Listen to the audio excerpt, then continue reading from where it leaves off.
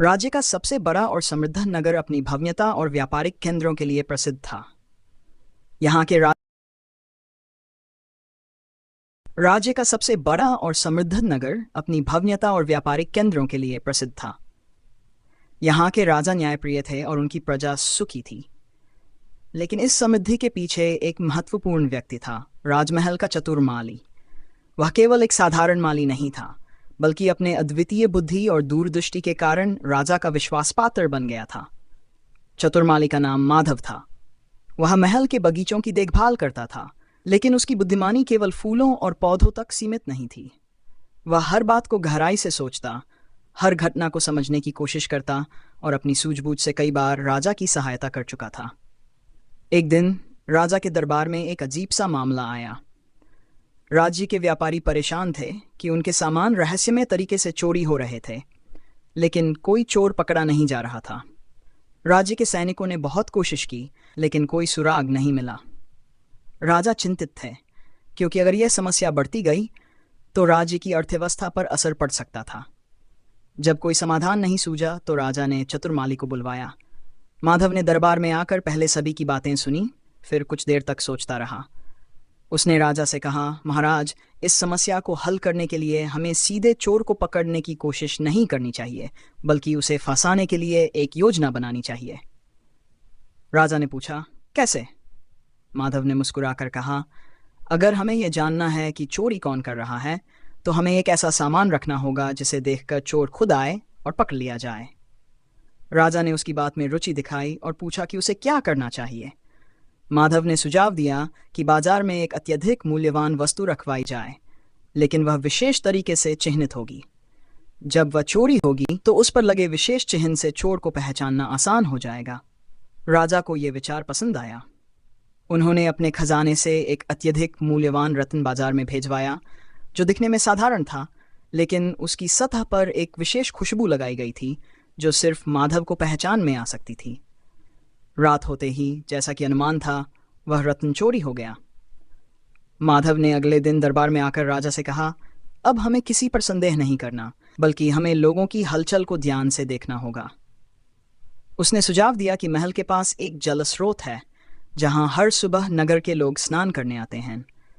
अगर चोर ने वह रत्न छुआ है तो उसकी उंगलियों में वही विशेष खुशबू लगी होगी, जो जल में मिलते ही हल्के झाग का रूप ले लेगी। राजा ने यह योजना लागू की और सैनिकों को जल स्रोत पर निगरानी रखने का आदेश दिया। सुबह जब लोग स्नान कर रहे थे तो एक व्यक्ति के हाथ धोते ही जल में हल्का झाग बनने लगा। सैनिकों ने उसे पकड़ लिया और उसके पास से चोरी हुआ रत्न भी बरामद हो गया।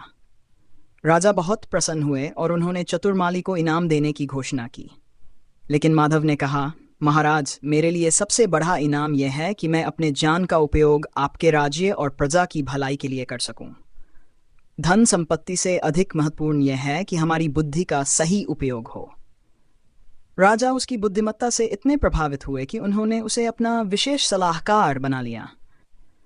माधव ने बागीचों की देखभाल जारी रखी, लेकिन अब वह केवल फूलों की नहीं, बल्कि राज्य की भी देखभाल कर रहा था। राजा ने माधव को अपना विशेष सलाहकार तो बना लिया, लेकिन माधव ने महल के बागीचे की देखभाल करना नहीं छोड़ा। हर सुबह वह बाग में फूलों को सींचता, पौधों से बातें करता और पक्षियों के चहचहाने का आनंद लेता। महल के दरबारी और अन्य सेवक हैरान होते कि इतना बुद्धिमान व्यक्ति, जिसे राजा ने अपना सबसे प्रिय सलाहकार बना लिया है, वह अब भी एक साधारण माली की तरह काम करता है। लेकिन माधव मुस्कुराकर कहता, बुद्धि का उपयोग केवल बड़े फैसले लेने में नहीं होता, यह जीवन के हर छोटे बड़े काम में ज़रूरी है। अगर मैं इन फूलों की देखभाल करना छोड़ दूं तो ये मुरझा जाएंगे, जैसे बिना जान के जीवन भी बेजान हो जाता है। एक दिन राज्य के उत्तर में बसे एक छोटे से गांव से खबर आई कि वहां कोई रहस्यमय बीमारी फैल रही है। लोग एक के बाद एक बीमार पड़ रहे थे और वैद्य भी इस बीमारी का कारण नहीं समझ पा रहे थे। राजा ने अपने सबसे अनुभवी चिकित्सकों को भेजा, लेकिन कोई हल नहीं मिला। जब राजा को कोई उपाय नहीं सूझा तो उन्होंने माधव को बुलाया और कहा, तुम्हारी बुद्धि ने अब तक कई समस्याओं का हल निकाला है। अगर तुम कोई उपाय सोच सको तो इस संकट से हमारे राज्य को बचाओ। माधव ने गांव जाने की अनुमति मांगी और अपने साथ कुछ सैनिक और एक अनुभवी वैद्य को लेकर वहां पहुंचा। गांव में पहुंचकर उसने देखा कि लोग बेहद कमजोर हो गए थे। उनके शरीर पर अजीब से दाने निकल रहे थे और किसी को तेज बुखार था तो किसी को उलझन महसूस हो रही थी। माधव ने ध्यान से गांव का निरीक्षण किया, वहां के कुएं देखे, अनाज के भंडार की जांच की और यहां तक कि लोगों के खेतों का भी मुआयना किया। कुछ समय बाद उसने देखा कि गांव के एक कोने में कुछ सूखी घास और सड़े गले अनाज का ढेर पड़ा था, जिस पर बड़ी संख्या में चूहे घूम रहे थे। उसे तुरंत समझ आ गया कि यह बीमारी इसी से फैल रही है। उसने गांव के बुजुर्गों को बुलाकर पूछा कि क्या हाल ही में कुछ अलग हुआ था, तो उन्होंने बताया कि कुछ हफ्ते पहले एक व्यापारी दूर के किसी राज्य से अनाज लाया था, जिसे बारिश में भीगने के कारण इस्तेमाल नहीं किया गया और एक कोने में फेंक दिया गया था। माधव ने तुरंत राजा को संदेश भेजा कि इस बीमारी की वजह दूषित अनाज और चूहों की संख्या में वृद्धि हो सकती है।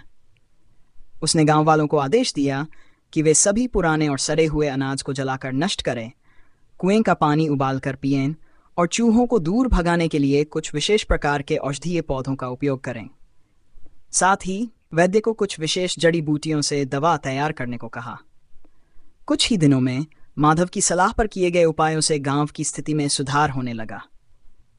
लोग धीरे धीरे ठीक होने लगे, चूहे कम हो गए और बीमारी का प्रकोप रुक गया। जब यह समाचार राजा तक पहुंचा तो उन्होंने माधव को दरबार में बुलाया और कहा, तुम्हारी बुद्धिमानी ने न केवल एक गांव को बचाया, बल्कि हमें यह भी सिखाया कि हर समस्या का समाधान हमारे आसपास ही होता है, बस हमें उसे देखने की दृष्टि चाहिए। माधव ने सिर झुकाया और कहा, महाराज, समस्या कितनी भी कठिन क्यों न हो, यदि हम उसे ध्यान से समझें और सही दिशा में सोचें तो उसका हल अवश्य निकल सकता है। जीवन में हर छोटी चीज महत्वपूर्ण होती है, जैसे यह बागीचा। अगर हम एक छोटे पौधे की देखभाल करें तो वह बड़ा होकर एक विशाल वृक्ष बन जाता है। राजा उसकी बातों से इतने प्रभावित हुए कि उन्होंने उसे अपने मुख्य सलाहकार के पद पर नियुक्त कर दिया। लेकिन माधव ने शर्त रखी कि वह महल के बागीचे की देखभाल करता रहेगा। राजा ने उसकी इस इच्छा को स्वीकार कर लिया और कहा, तुम केवल राज्य के नहीं बल्कि इस महल के जीवन का भी अभिन्न अंग हो। तुम्हारी सूझबूझ से यह राज्य समृद्ध होगा और तुम्हारे फूलों से यह महल सुगंधित रहेगा। समय बीता गया, लेकिन माधव की बुद्धिमानी की कहानियां दूर दूर तक फैल गईं। राजा का राज्य और अधिक समृद्ध हो गया, लोग सुखी रहने लगे और महल का बागीचा पहले से भी अधिक हरा भरा और सुगंधित हो गया। माधव की बुद्धिमानी का प्रभाव पूरे राज्य पर पड़ने लगा। अब जब भी कोई समस्या आती, राजा सबसे पहले माधव की सलाह लेते। महल के मंत्री भी उसकी बुद्धिमत्ता के कायल हो चुके थे, लेकिन यह बात कुछ लोगों को सहन नहीं हो रही थी। कुछ दरबारी और बड़े व्यापारी जो राजा के करीब रहना चाहते थे, माधव की बढ़ती प्रतिष्ठा से ईर्ष्या करने लगे। वे सोचने लगे कि अगर माधव यूं ही राजा का विश्वास जीतता रहा तो एक दिन वह सबसे शक्तिशाली व्यक्ति बन जाएगा। एक दिन दरबार में एक व्यापारी ने राजा से शिकायत की कि राज्य के खजाने से सोने के सिक्के कम होते जा रहे हैं। यह सुनकर पूरा दरबार सन्न रह गया। राजा ने तुरंत जांच का आदेश दिया और पाया कि सचमुच खजाने में गड़बड़ी हो रही थी। ये एक गंभीर मामला था, क्योंकि राजा के खजाने में हेरफेर का अर्थ था कि राज्य के किसी विश्वसनीय व्यक्ति ने विश्वासघात किया था। राजा चिंतित थे, इसलिए उन्होंने तुरंत माधव को बुलाया। माधव ने खजाने की स्थिति को गौर से देखा और सैनिकों से खजाने तक जाने वाले हर मार्ग की जांच करने को कहा। उसने खजाने के दरवाजों, खिड़कियों और यहां तक कि दीवारों को भी ध्यान से देखा। कुछ समय तक निरीक्षण करने के बाद माधव को दीवार में एक छोटा सा सुराख दिखाई दिया, जो पहले कभी नहीं था।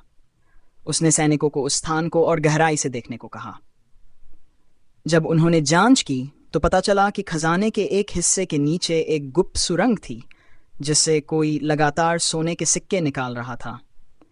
सैनिकों ने तुरंत उस सुरंग का पीछा किया और देखा कि वह महल के बाहर बने एक पुराने कुएं के पास जाकर खुलती थी। जब उन्होंने उस कुएं की खुदाई की तो वहां से चोरी किए गए सोने के सिक्के बरामद हुए।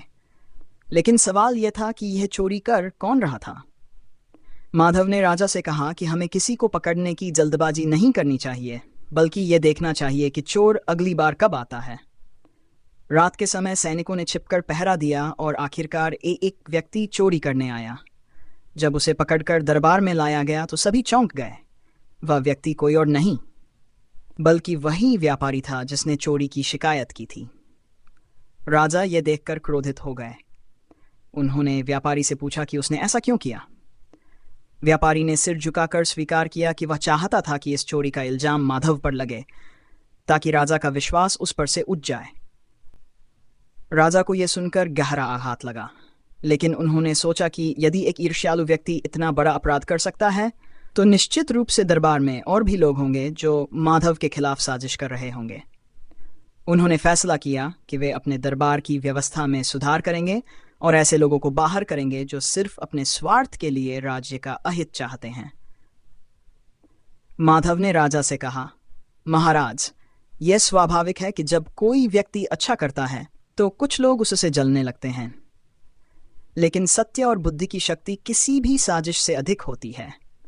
यदि हम धैर्य और समझदारी से काम लें तो कोई भी हमें नुकसान नहीं पहुंचा सकता। राजा ने माधव की इस बात को याद रखा और उसे अपने सबसे बड़े सलाहकार के रूप में हमेशा अपने साथ रखा। लेकिन माधव फिर भी महल के बगीचों की देखभाल करता रहा। उसके लगाए हुए फूल खिलते रहे, उसकी बुद्धिमत्ता से राज्य समृद्ध होता रहा और उसकी सादगी और समझदारी की कहानियां दूर दूर तक फैलीं। समय बीता गया, राजा वृद्ध हो गए और उन्होंने अपने पुत्र को सिंहासन सौंप दिया। लेकिन नए राजा ने भी माधव को उतना ही सम्मान दिया जितना उसके पिता देते थे। वह जानता था कि माधव की बुद्धिमानी और निस्वार्थ सेवा के बिना यह राज्य कभी इतना समृद्ध नहीं हो सकता था। अंततः जब माधव बहुत वृद्ध हो गया तो राजा ने उससे पूछा, अब तुम विश्राम क्यों नहीं कर लेते? तुमने अपना पूरा जीवन इस राज्य की सेवा में लगा दिया है। अब आराम करो, अपने परिवार के साथ समय बिताओ। माधव मुस्कुराया और कहा, महाराज, एक माली कभी अपने बगीचे को छोड़कर नहीं जाता। जब तक मैं सांस लूंगा, मैं इस राज्य और इसकी खुशहाली के लिए काम करता रहूंगा। फूलों की देखभाल करना और लोगों की सेवा करना मेरे लिए एक ही बात है। जब तक ये बगीचे हरे भरे रहेंगे, तब तक मैं भी इन्हीं के साथ जीवित रहूंगा। कुछ वर्षों बाद माधव ने अपनी अंतिम सांस ली। पूरे राज्य में शोक की लहर दौड़ गई। राजा ने आदेश दिया कि महल के सबसे सुंदर बाग को माधव के नाम पर समर्पित किया जाए। आज भी वह बाग महल के भीतर हरा भरा खड़ा है और लोग वहां जाते हैं, माधव की बुद्धिमानी और उसकी सादगी की कहानियां सुनते हैं। उसकी स्मृति में राजा ने एक संदेश लिखवाया। एक चतुर माली ने न केवल फूलों को सींचा, बल्कि इस राज्य की आत्मा को भी सींचा। उसकी बुद्धिमानी और सेवा भावना कभी मुरझाने नहीं देगी, जैसे यह बगीचा हमेशा खिला रहेगा।